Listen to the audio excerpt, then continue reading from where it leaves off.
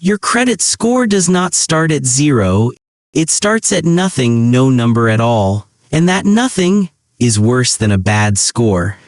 Because banks cannot calculate risk on a person who has never borrowed anything.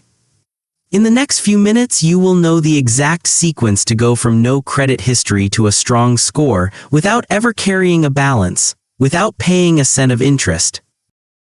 Meet Jasmine, 19 years old, just moved out for college, no credit card, no loans, no credit history of any kind. When she tried to rent an apartment, the landlord ran a credit check and got back nothing, not a bad number, no number. She had to find a cosigner just to rent a studio apartment on her own income.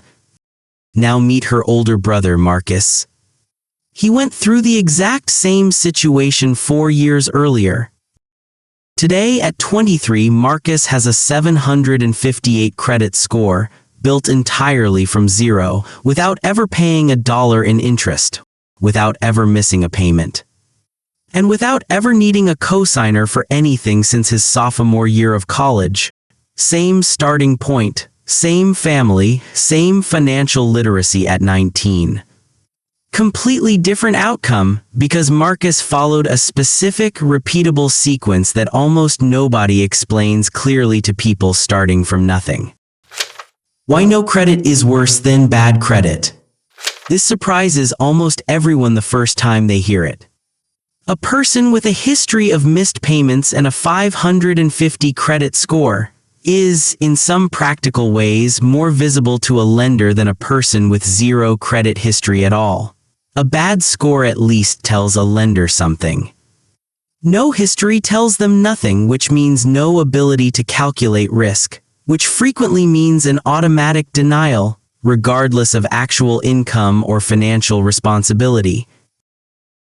Here is what actually makes up a credit score and how much each piece matters. Payment history, 35%. Do you pay on time every time? Credit utilization, 30%. How much of your available credit are you using?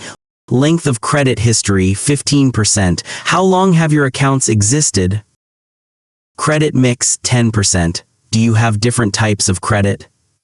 New credit inquiries, 10%. How many new accounts or checks recently? Notice that 65% of your entire score comes down to just 2 things: paying on time and not using too much of your available credit. Everything else is secondary. This is exactly why Marcus's approach worked. He built his entire strategy around maximizing those 2 factors specifically, rather than spreading effort across all 5. Step 1. The secured credit card. Marcus opened a secured credit card the summer before his freshman year. A secured card requires a refundable deposit. His was $200, which became his credit limit. The bank is not taking a risk on you yet because your own deposit backs the card completely. This is the single most reliable entry point for anyone with 0 credit history. Because approval is not based on a credit score you do not have yet, it is based on the deposit you are willing to put down.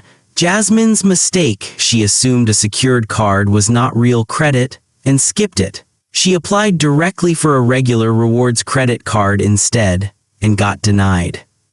Because she had no history for the bank to evaluate. Step 2. One small recurring charge. Marcus put exactly one thing on his secured card every month: his phone bill, roughly $45, nothing else. He set up auto pay for the full statement balance so it was never left to memory. And he never carried a balance month to month. Here is why this specific approach matters. Credit scoring rewards consistent, predictable, on-time payment history, not spending volume.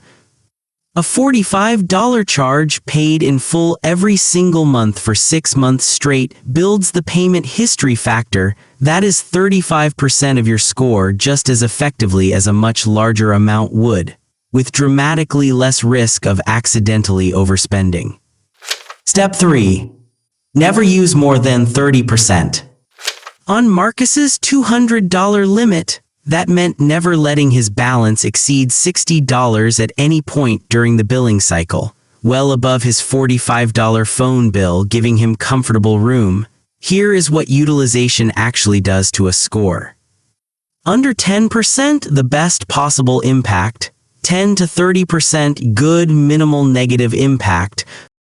30 to 50% noticeably hurts the score. Over 50% significant negative impact. This is the factor most people misunderstand. Utilization is calculated at the moment your statement closes, not based on whether you eventually pay it off. Someone who charges $190 on a $200 limit and pays it off in full the next day can still see a real utilization hit. Because the reported balance was 95% of the limit when the statement closed. Step 4. Let time do its job. By month 6, Marcus's secured card issuer offered to convert his account to an unsecured card, refunding his $200 deposit. He kept the same card open.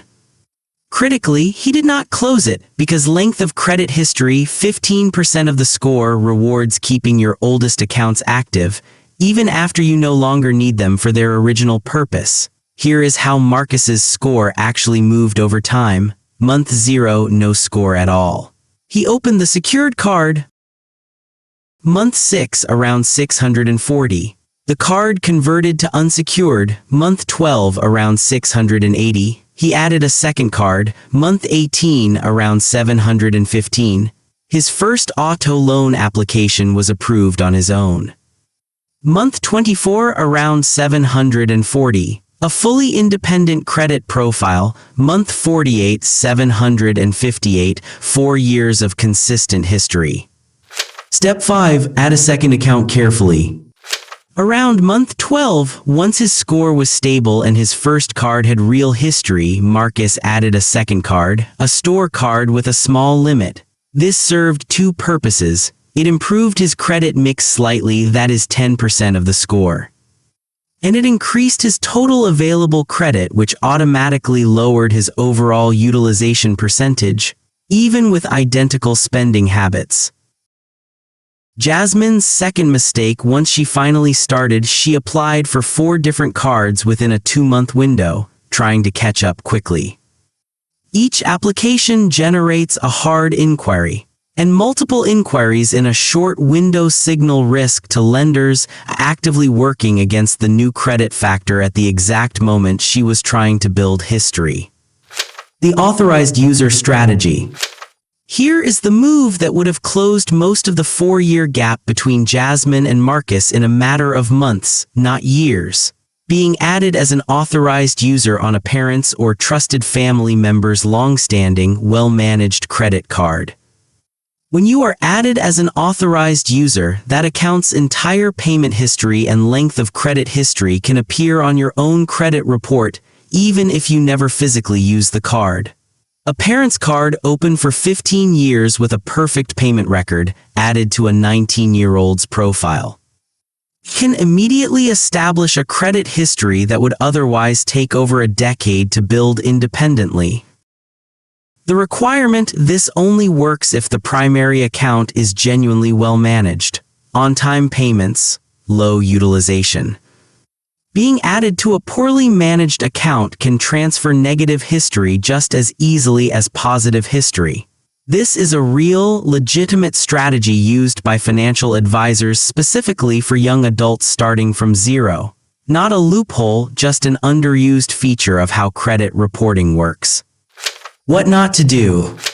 Closing your oldest card once you do not need it anymore. This shortens your average account age immediately and can drop your score even though you did nothing wrong in the traditional sense. Carrying a balance on purpose, believing it helps your score. This is one of the most common myths in personal finance. Carrying a balance does not improve your score, it only costs you interest. Paying in full every month builds identical payment history at zero cost. Applying for multiple cards in a short window. Each hard inquiry has a small negative effect individually, but several in a short period compound into a more noticeable dip right when you are trying to establish trust with lenders, missing even one payment. A single 30-day late payment can drop an otherwise strong score by 60 to 100 points, and can remain on a credit report for up to 7 years. This single factor outweighs almost every other mistake on this list combined. The takeaway: Jasmine and Marcus started from the exact same place. Zero history, same family, same age at the starting line. The 4-year gap between them was not caused by income, not by luck, not by financial sophistication. It was caused by one sibling knowing the specific sequence: secured card, one small recurring charge, disciplined utilization, patient account aging, and the other guessing. Applying for the wrong products in the wrong order, and losing years to avoidable mistakes. A credit score built from zero is not complicated. It just requires doing 5 specific things in the right order, and then getting out of the way and letting time do the rest.